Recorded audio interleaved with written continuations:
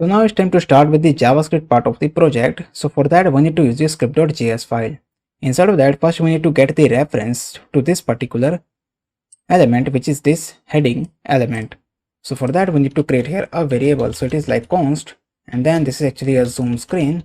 So I'm going to name my variable as zoom screen. Then we need to use here a query selector. So it is like document.query selector, and then we need to specify the type of the selector.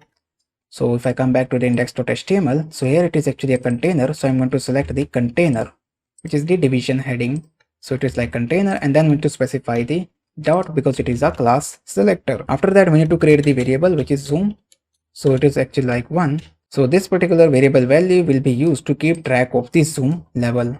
Then the next variable value that we want to create is actually the let. Then this is actually a zoom speed.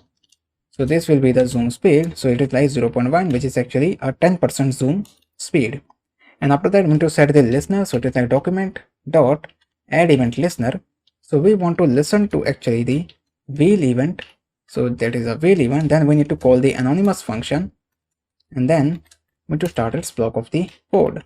Inside of that anonymous function, we want to handle the event. So it is actually denoted by E. Alright. Inside of that, first we need to check for the condition if E dot delta y.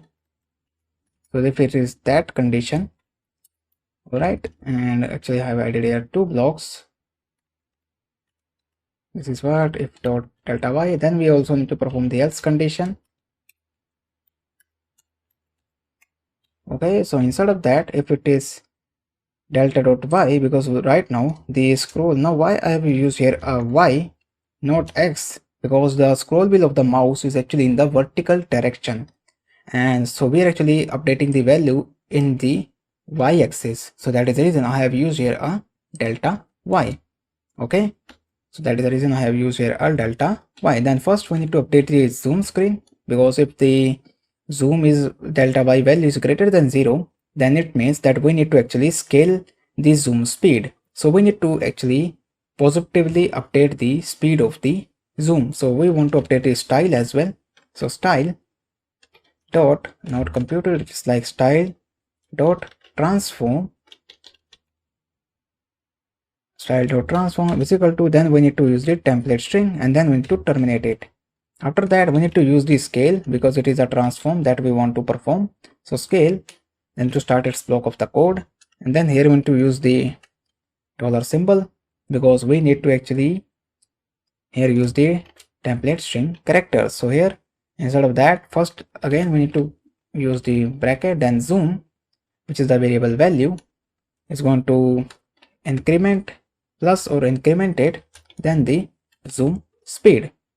So we want to update the value of the zoom speed in a positive axis once the value of the delta y is greater than 0. Alright, and if it is not greater than 0, then we just simply need to decrement the value. Alright, now if I control save it, and if I come back to the version of the application, so right now you can see when I scroll up, the zoom is actually out, and when I scroll down towards my side, then it's actually going to perform the zoom in. So that's it for this particular module. If you like this project, then please leave your review, because your review definitely going to help me to reach more students and also motivates me to create more awesome courses like this. So thank you for watching, and I will see you in the next lecture. Thank you very much.